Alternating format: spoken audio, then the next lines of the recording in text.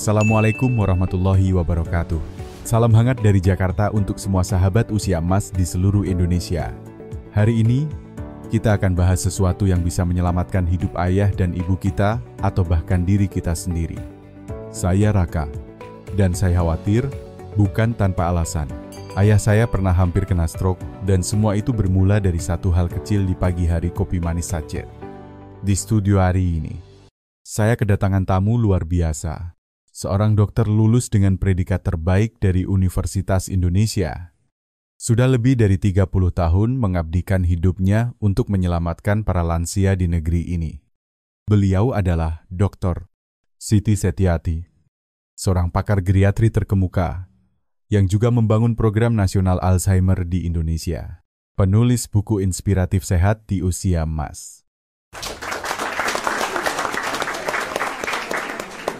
Buat kamu yang baru gabung komen dong, kamu lagi nonton dari mana nih Pontianak? Blitar, Makassar, atau mungkin dari desa kecil di Sumatera Barat, tulis komentar dengan usia kamu ya. Aku benar-benar pengen kenal kamu lebih dekat. Semua komentar bakal aku baca dan aku usahakan balas satu persatu. Doc, kenapa kebiasaan pagi yang terlihat sepele, kayak minum kopi sachet bisa seberbahaya itu? Mas Raka, banyak yang belum paham. Di usia lanjut, pembuluh darah kita sudah tidak sekuat dulu, elastisitas menurun, sistem pengaturan tekanan darah melambat. Ketika kita bangun tidur, tubuh dalam kondisi dehidrasi, tapi banyak orang tua langsung menyeduh kopi sachet manis.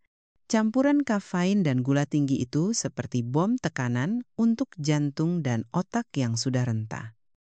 Waduh, jadi ini bukan sekadar soal gula tinggi ya? Bu. Tepat. Gula menyebabkan lonjakan glukosa darah, kafein mempercepat detak jantung, pembuluh darah menyempit untuk menyesuaikan, akibatnya darah mengental, tekanan naik, risiko stroke melonjak. Saya ingat satu pasien, namanya Pak Broto, usia 68 tahun. Beliau rajin minum 2 gelas kopi sachet setiap pagi. Puluhan tahun tanpa keluhan. Hingga suatu pagi, tangannya lemas sebelah, bicaranya ngaco. CT scan menunjukkan ada sumbatan kecil di otaknya. Bukan karena trauma besar, tapi kebiasaan kecil yang diulang terus-menerus. Astaga, berarti selama ini kita bisa saja menabung bencana setiap pagi tanpa sadar. Betul, Mas. Setiap pagi bisa jadi perangkap. Bukan karena niat jahat, tapi karena ketidaktahuan. Lalu kalau sudah terlanjur terbiasa minum kopi, solusinya apa dok? Jangan panik. Kopi itu bukan musuh. Tapi cara menikmatinya harus disesuaikan. Gantilah kopi sachet manis dengan kopi seduh tanpa gula. Kalau suka rasa manis, tambahkan sedikit kayu manis. Itu tidak memicu lonjakan gula darah, malah bantu stabilkan tekanan. Dan jangan lebih dari 1 sampai 2 gelas sehari, apalagi kalau perut kosong. Nah itu dia. Bu, banyak orang tua minum kopi tanpa sarapan. Bahkan tanpa minum air putih dulu. Itulah kesalahan nomor 1 yang paling sering saya lihat, Mas Raka, dan ini yang paling mematikan. Lebih berbahaya daripada kopi manis. Jauh lebih berbahaya. Tidak minum air putih, setelah bangun tidur, membuat darah jadi kental. Bayangkan mesin tua jalan tanpa oli, gesekan tinggi, panas berlebih, dan sepa rusak. Analoginya ngeri banget. Dok, Saya pernah tangani pasien Pak Rahmat, usia 70. Pagi-pagi langsung kopi tanpa air putih. Paginya terasa biasa, siangnya stroke ringan. Setelah diselidiki, salah satu pemicunya adalah kebiasaan tidak hidrasi di pagi hari. Otaknya kekurangan oksigen karena sirkulasi lambat. jadi cukup dengan segelas air putih, kita bisa menurunkan risiko stroke.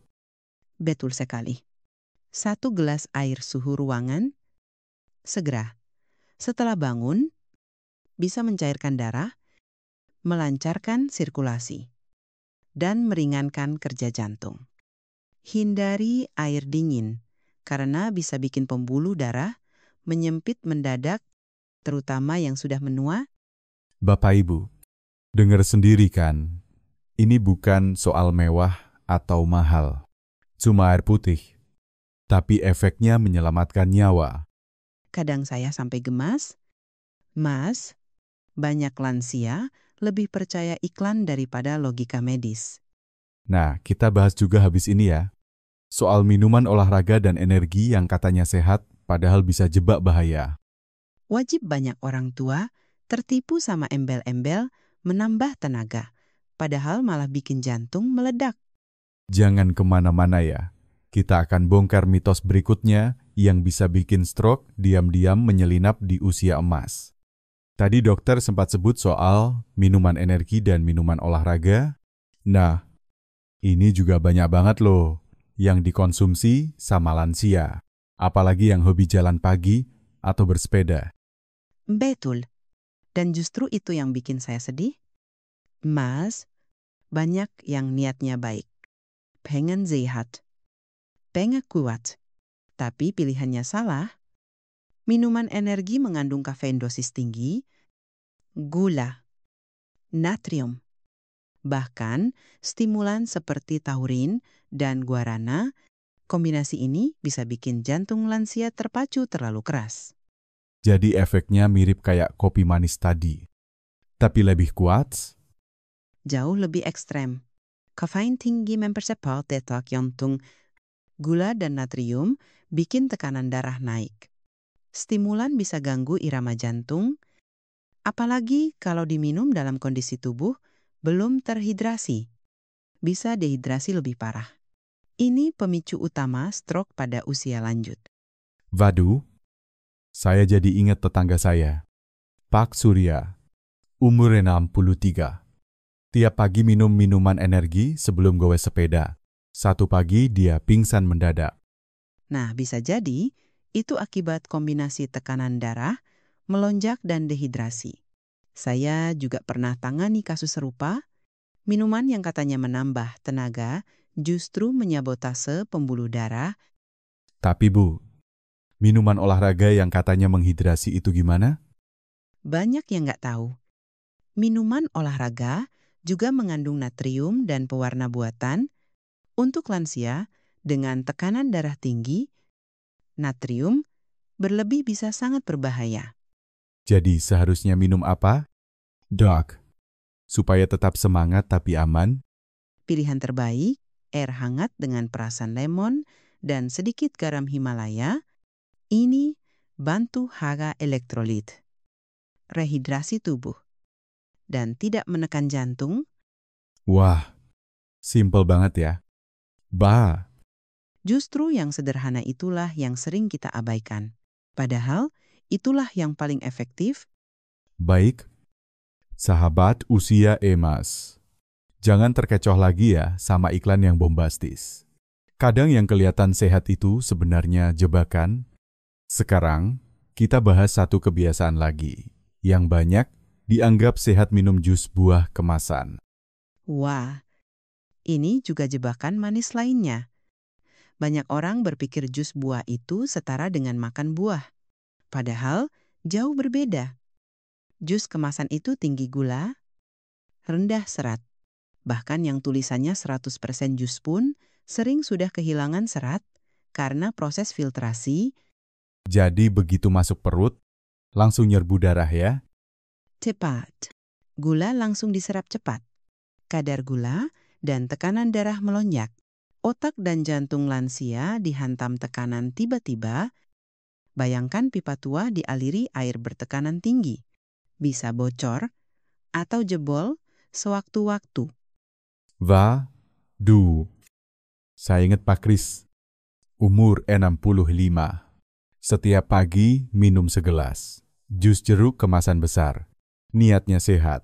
Tapi beberapa tahun kemudian, beliau kena stroke ringan. Iya, dan kita sering baru sadar setelah terlambat karena efeknya tidak langsung terasa. Orang mengulang kebiasaan ini bertahun-tahun. Kalau suka jus, gimana cara amannya? Dok, Buat sendiri di rumah. Gunakan buah segar tanpa tambahan gula. Bisa tambahkan biji chia atau biji rami supaya seratnya tinggi. Serat ini penting. Ia memperlambat penyerapan gula ke darah, mencegah lonjakan yang bahaya bagi pembuluh darah otak. teman-teman, kita semua pengen hidup lebih lama, lebih sehat, dan bisa menikmati masa tua dengan bahagia. Tapi ternyata itu dimulai dari hal kecil seperti segelas minuman setiap pagi. Dan bukan cuma panjang umur, Mas, tapi panjang umur yang berkualitas, yang masih bisa sujud, masih bisa jalan ke masjid, masih bisa mendengar tawa cucu. Subhanallah, merinding saya dengarnya. Tuh, Kita semua ingin tua dengan martabat, bukan ketergantungan. Dan itu dimulai dari kesadaran hari ini, bukan besok. masih ada satu kebiasaan lagi yang tak kalah bahaya, dan ini sering banget dilakukan para lansia tidak sarapan. Padahal katanya perut kosong itu sehat. Eits, tunggu dulu, Mas Raka. Itu salah kaprah. Mari kita bongkar mitos sarapan gak penting habis-habisan di segmen berikutnya. Jangan kemana-mana ya, saya Raka. Bersama Dr. Siti Setiati. Masih akan lanjutkan talk show spesial kita, Mengubah Pagi. Menyelamatkan otak. Oke dokter, sekarang kita bahas mitos yang paling sering saya dengar. Kalau nggak lapar, nggak usah sarapan. Perut kosong itu bagus untuk detox. Itu katanya betul nggak sih? Mas Raka, ini salah satu kesalahpahaman terbesar yang beredar di kalangan orang tua. Tidak sarapan justru bisa menjadi pemicu stroke, paling diam-diam tapi mematikan. Waduh, kenapa bisa begitu? Dok, Karena setelah tidur 7-8 jam, tubuh dalam keadaan kosong dan kekurangan energi, otak kita butuh glukosa stabil sebagai bahan bakar. Kalau tidak ada sarapan, kadar gula darah tetap rendah. Otak kekurangan suplai. Apa yang terjadi? Tubuh panik dan melepaskan hormon stres seperti kortisol dan adrenalin.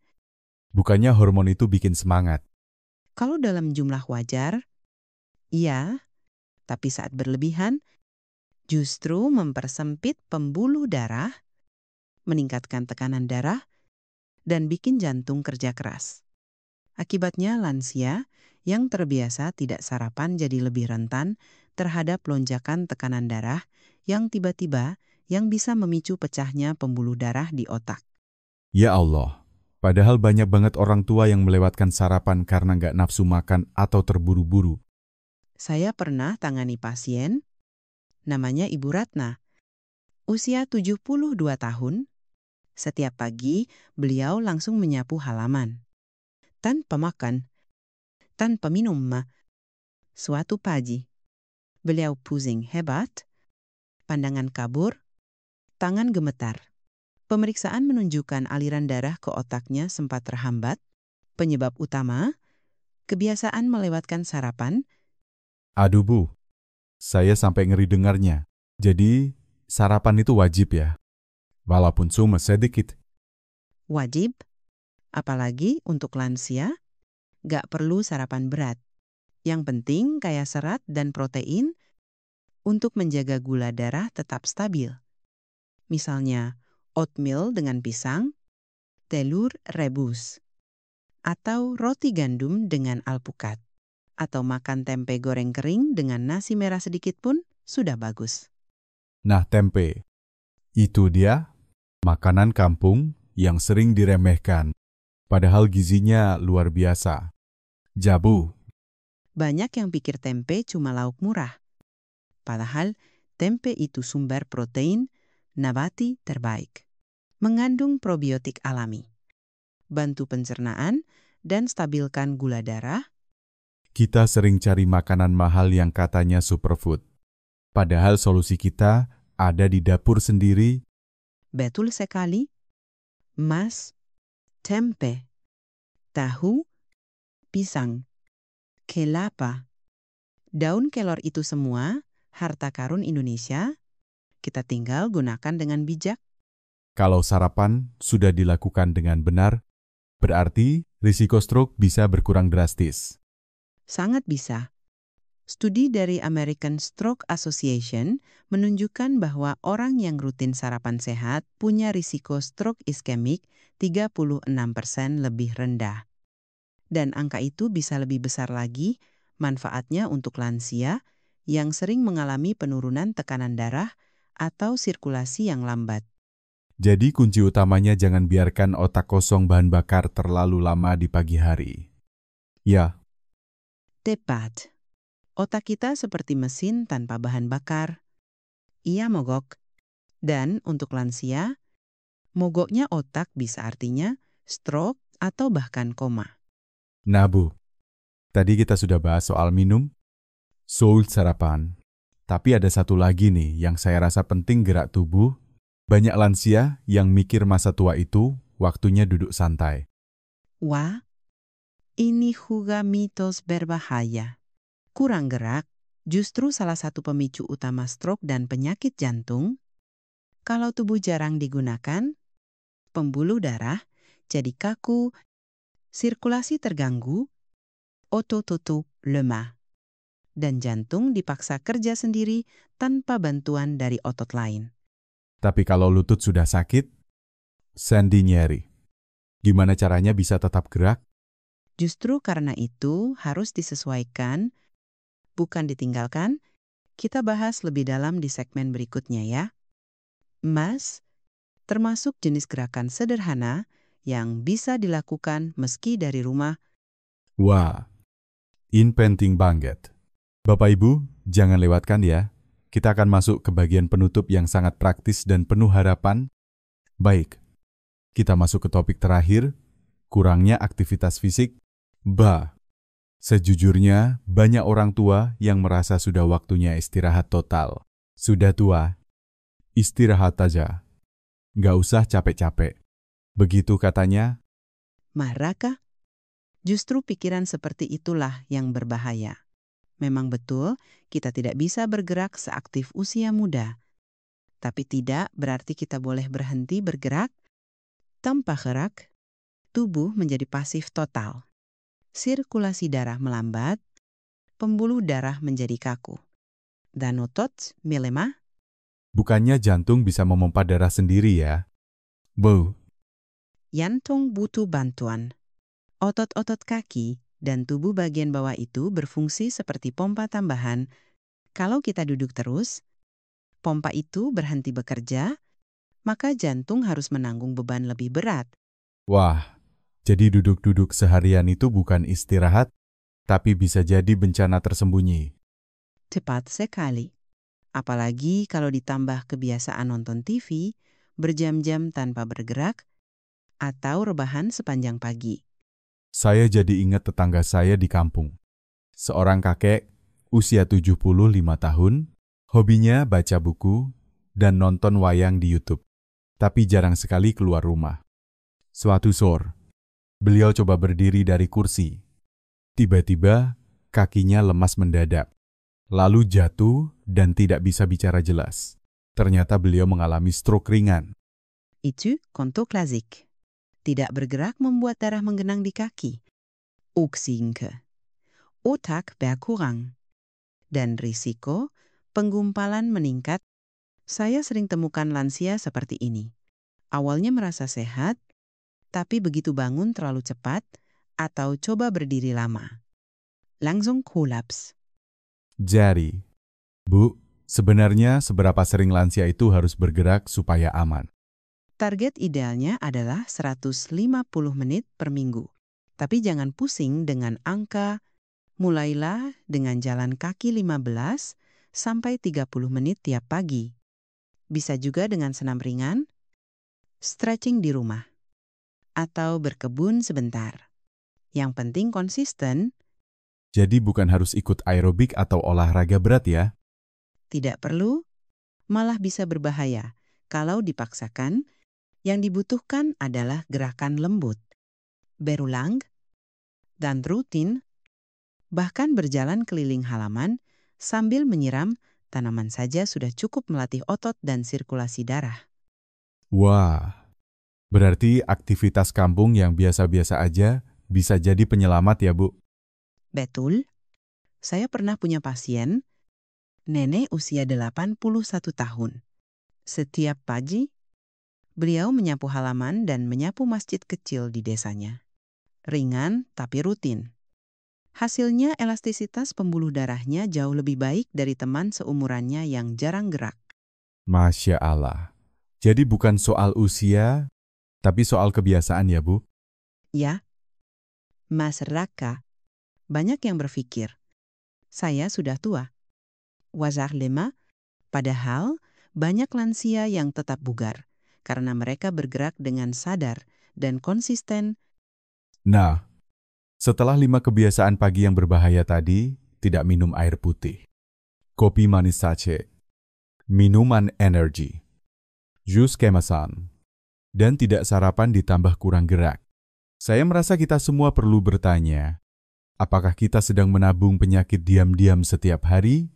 Apakah karena merasa tidak ada keluhan, kita jadi abaikan bahaya yang sedang mengintai?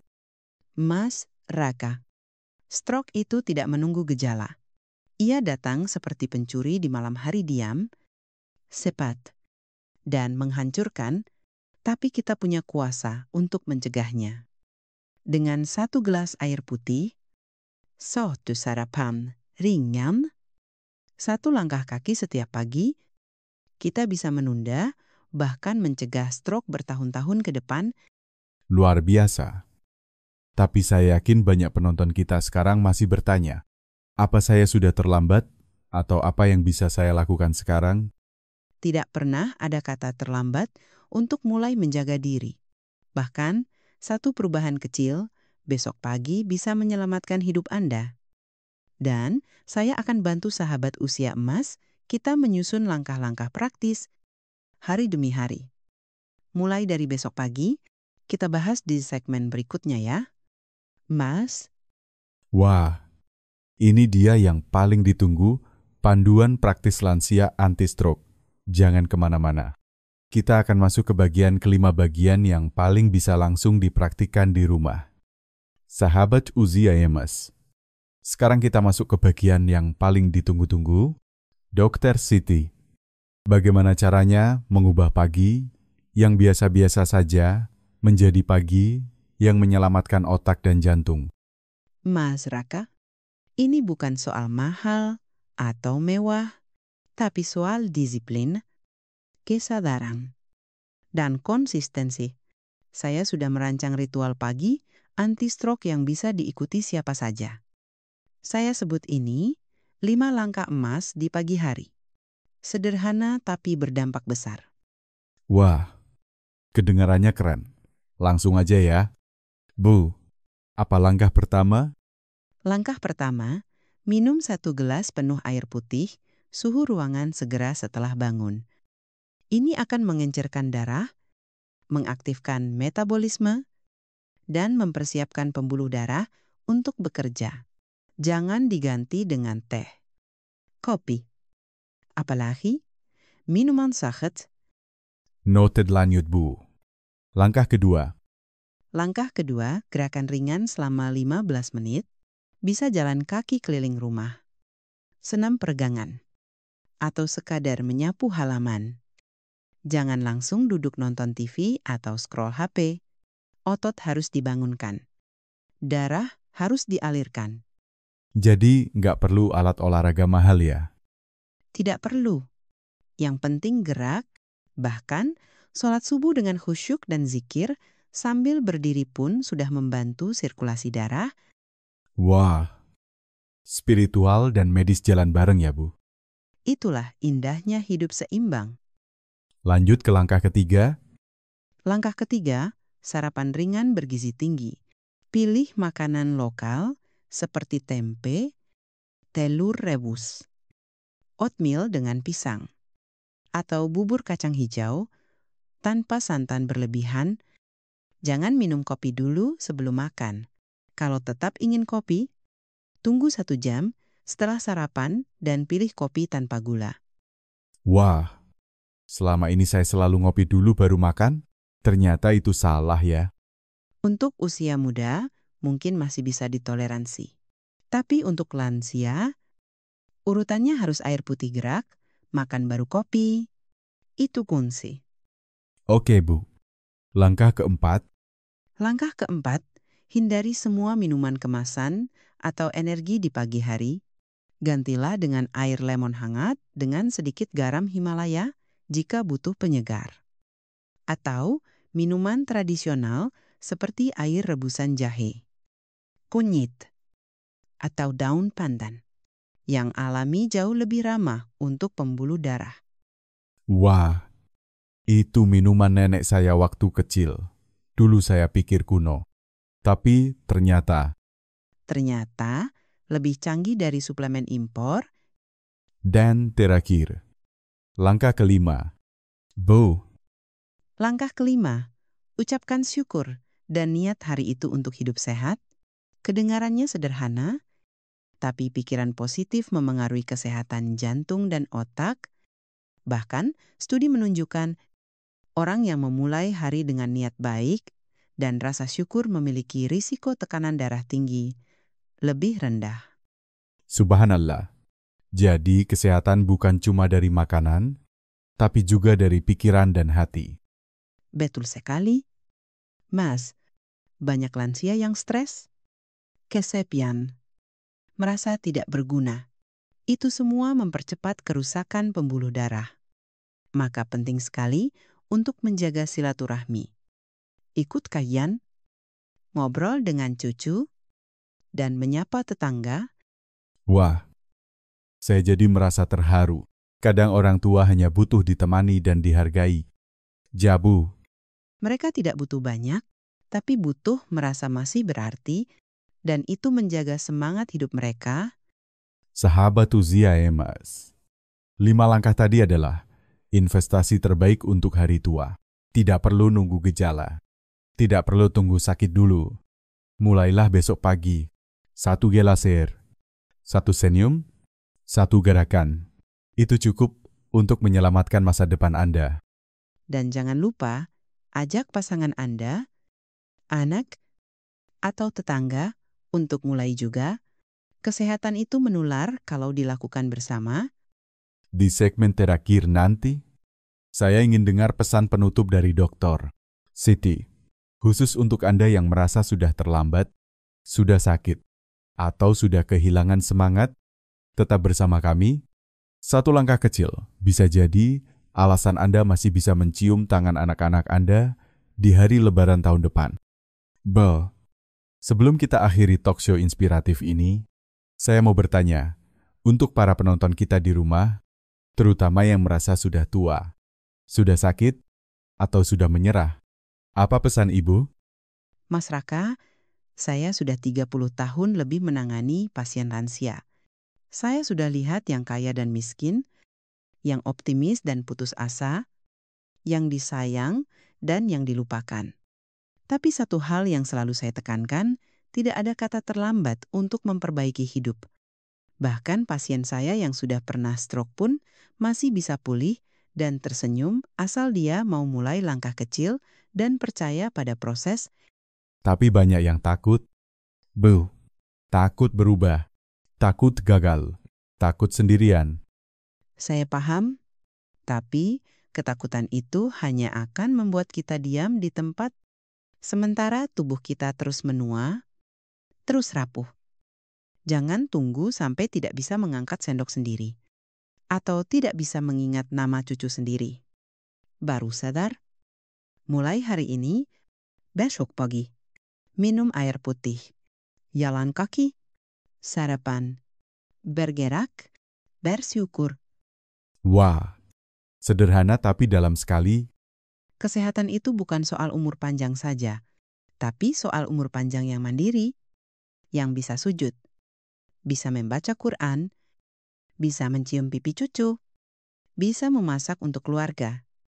Dan itu semua dimulai dari pagi hari yang benar. Tepat, stroke tidak memilih waktu, tidak menunggu alarm, tapi kita bisa memilih untuk tidak mengundangnya. Setiap pagi adalah kesempatan baru untuk menyelamatkan otak kita sendiri. Buat semua yang nonton, yuk tulis di komentar sekarang, saya siap minum air putih dulu setiap pagi. Ini bukan hanya komentar, ini adalah komitmen. Dan jangan lupa, tuliskan juga Allahumma sholli ala Sayyidina Muhammad dan sebutkan dari mana kamu nonton dan berapa usiamu. Biar kita bisa saling menyapa, mendoakan, dan menguatkan satu sama lain. Karena di masa tua ini, kita butuh keluarga besar yang peduli. Saya tahu tidak mudah mengubah kebiasaan, tapi lebih tidak mudah lagi menghadapi stroke, kelumpuhan, atau kehilangan daya ingat. Pilihlah pagi ini untuk menjaga diri, bukan menyiksa diri. Jangan biarkan tubuh tua menjadi alasan untuk pasrah. Jadikan ia alasan untuk lebih bijak. Terima kasih banyak, Dr. Siti Setiati. Ilmu, nasihat, dan kasih sayangnya hari ini benar-benar menyentuh hati saya. Bagi sahabat semua, jangan lupa klik like, share video ini ke keluarga, tetangga, dan sahabat yang sudah berusia di atas 60 tahun. Subscribe ke channel ini untuk terus mendapatkan tips dan edukasi dari para ahli seperti Dr. Siti.